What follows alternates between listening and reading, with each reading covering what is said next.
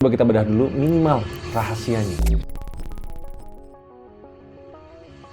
Sebelum kita bahas produknya, kita harus lihat siapa pemain yang nekat bikin klaim itu. Namanya PT Solusi Sinergi Digital Tbk, atau kode sahamnya WiFi. Kalian yang ikut pasti cuan gede-gedean. Karena baru-baru belakangan ini bikin gebrakan gede, terima investasi sekitar 4 triliun dari perusahaan Jepang, dan di belakangnya ada grup Arsari yang terkenal punyanya Hashim Joyo Hadikusumo, adiknya Pak Prabowo yang megang saham sekitar 22,55%. Jadi pas mulanya, mereka tuh bukan startup kecil. Iya, mereka perusahaan swasta, tapi mereka punya sejarah ngebangun backbone fiber. Punya project digital out of home di kereta, sama bisnis telekomunikasi even jauh sebelum masuk ke internet rumahan. Nah, gebrakan internet rakyat itu berawal di Oktober 2025. Mereka ngelakuin yang bikin bos-bos telco keringet dingin, yaitu menang lelang frekuensi 1,4 GHz dari pemerintah. Nilai tebusannya 403 miliar rupiah. Pasti banyak dari kalian nggak ngerti, apa nih spesialnya 1,4? Nah, frekuensi 1,4 GHz itu ibarat tanah luas di pinggiran kota. Harganya itu lebih murah daripada frekuensi premium, tapi punya satu karakteristik fisik yang unik. Jadi sinyal wirelessnya itu daya tembus temboknya lebih kuat dan lebih gampang sinyalnya kesebar bahkan ngelewatin beton-beton bangunan. Bentar, kalian dengerin dulu karena ini konteks cerita yang penting. Kalian pernah ngerasain kan pasang sinyal wifi di tengah rumah tapi kok di ujung cuma di kamar sebelahnya lemot karena ketutup beton. Nah, tapi frekuensi 1,4 ini jadi senjata utama yang mereka pakai buat nembus tembok-tembok rumah di sebuah kota tanpa perlu nanam kabel. Nah, di balik menang lelang itu, backingan belakangnya juga nggak main-main. Teknologinya dari Orexai. Itu joint venture NEC Jepang. Fokusnya apa? Jaminan kualitas hardware. Karena sampai sekarang belum ada yang bisa bikin 5G dengan 1,4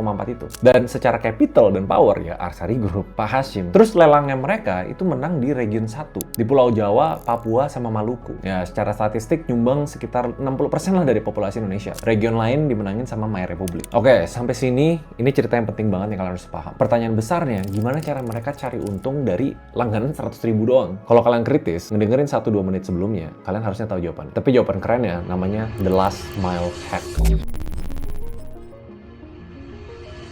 Sekarang gue mau ngajak lo masuk ke dapur bisnis internet. Biar setidaknya kita ngerti kenapa tagihan kita, biaya internet kita itu mahal. Bayangin internet itu kayak sistem air di pump. Pipa dari waduk ke pinggir kota yang namanya backbone itu gede banget. Bisa ngalirin banyak banget air dan murah. Kenapa? Soalnya satu pipa bisa dibagi ke jutaan orang. Tapi tantangan paling gedenya, gimana cara nyambungin pipa gede itu dari jalan raya masuk ke gang-gang sempit, dibobok ke tembok, sampai ke keran kamar mandi kita. Itu yang namanya the last mile. Dan disinilah uangnya tuh kebakar gila-gilaan. Biaya narik kabel fiber optik dari jalan raya, gali tanah, bobok tembok, masuk ke rumah lo itu butuh duit sekitar 1,5 sampai 2 juta per rumah.